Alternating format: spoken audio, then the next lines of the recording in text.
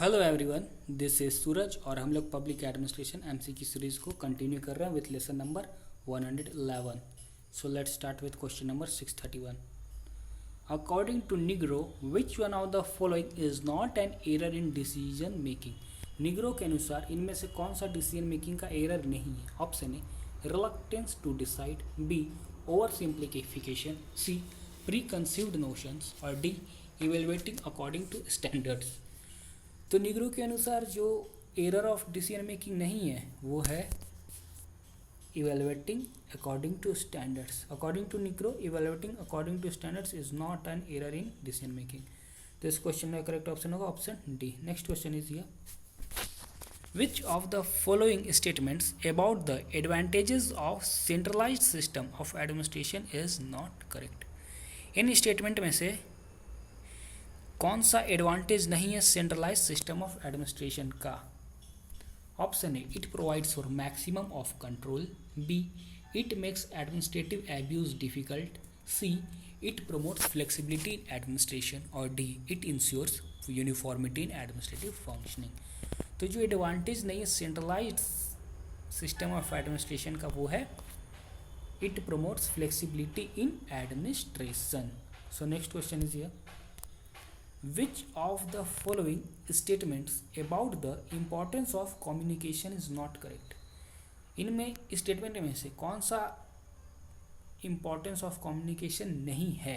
Option A communication promotes better human relations in an organization, b it provides unity of direction to various activities of the organization, c communication introduces flexibility to decision making, d it helps to improve motivation and morale of the employees of an organization. तो जो importance नहीं है communication का वो है communication introduces flexibility to decision making. So इस question का correct option होगा option C. Next question is here, which one of the following is not a technique और मेथड ऑफ सुपरविजन? इनमें से कौन सा एक टेक्निक या मेथड नहीं है सुपरविजन का? Option A prior approval of individual projects, b service standards, c work budget और d inquiry. तो जो टेक्निक और मेथड नहीं है सुपरविजन का वो है inquiry. Inquiry is not a technique और method of supervision.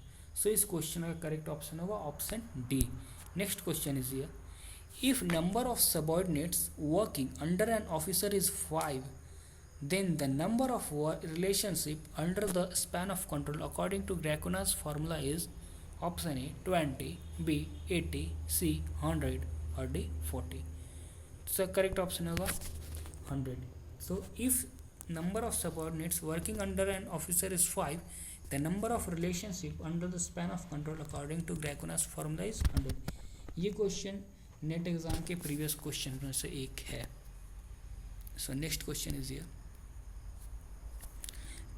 Which one of the following is not a merit of hierarchy? इनमें से कौन सा मेरिट नहीं है हिरार्की का? Option A it serves as an instrument of integration and coherence in an organisation, B it creates superior subordinate relationship, C it is based on the principle of delegation of authority and responsibility और D it is based on division of functions. तो जो merit नहीं है hierarchy का वो है it create superior subordinate relationship. So इस question का करेक्ट ऑप्शन होगा option B. Next question is here, which of the following is an essential requirements for successful administration of field offices? इनमें से कौन सा इसेंशियल रिक्वायरमेंट होता है for successful administration of field offices? 1 headquarters should be able to arrive at a decision appropriate to the situation. 2 field offices be staffed by trained and competent personnel. C field and headquarter officers must possess adequate knowledge of local needs. 4 the existing tenure should be discontinued. अब correct code को चुनना. Option A 1, 2 and 3, option B 2, 3 and 4, option C 1, 2, 3 and 4 और option D 1, 2 and 4. तो इसका correct option होगा option E यानी 1, 2 and 3. तो ये जो So the essential requirements of successful administration of field offices are Headquarters should be able to arrive at a decision appropriate to the situation. Second, field offices be staffed by trained and competent personnel. And third, field and headquarter officers must possess adequate knowledge of local needs. So this question का correct option होगा option A. Next question is here. Which of the following are the components of Blake and Mountain's managerial grid theory concerning leadership? इनमें से कौन सा component है black और mountain के managerial grade theory का जो कि लीडरशिप के बारे में? Option A concern for people and concern for result या production, B concern for result and concern for motivation, C concern for motivation and concern for people, और D concern for decision making and concern for motivation. तो जो Black and Mountain के managerial grade theory का leadership का concern है वो है concern for people and concern for result या प्रोडक्शन. सो इस क्वेश्चन का करेक्ट ऑप्शन होगा option A. Next question is here. Which one of the following is not a criticism of Gulick Urwick principle of organisation given by Herbert Simon? इनमें से कौन सा criticism नहीं है? गुलिक-उर्विक ने जो प्रिंसिपल दिया था फॉर ऑर्गेनाइजेशन का उसको क्रिटिसाइज किया था हर्बर्ट साइमन ने. तो इनमें से कौन सा क्रिटिसिज्म उनमें से नहीं है? Option A Simon describes principles as proverbs and myths, B these principles are not scientifically valid, C these principles ignores human elements, D these principles do not have universal relevance. तो जो Simon का criticism था गुलिक और उर्विक के principal का, वो जो था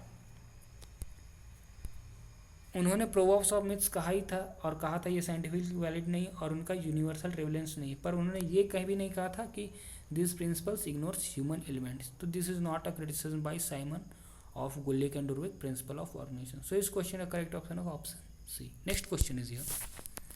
select the correct sequence of the concept of 4 P's of Luther Gulick. Luther Gulick ने 4 P दिया था, तो उसका करेक्ट सीक्वेंस क्या है ये बताना है. Option A purpose, then person, फिर प्रोसेस और प्लेस, फिर option B purpose, process, person, place, और option C process, purpose, then person, then place, और option D purpose, place, process, then person.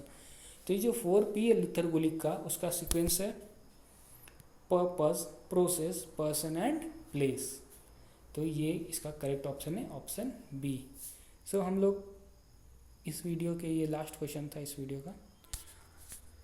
आप लोग अगर अभी तक पिछले वीडियोस नहीं देखे हैं तो ज़रूर देखिए और आने वाले वीडियोस को भी ज़रूर देखिए. थैंक्स.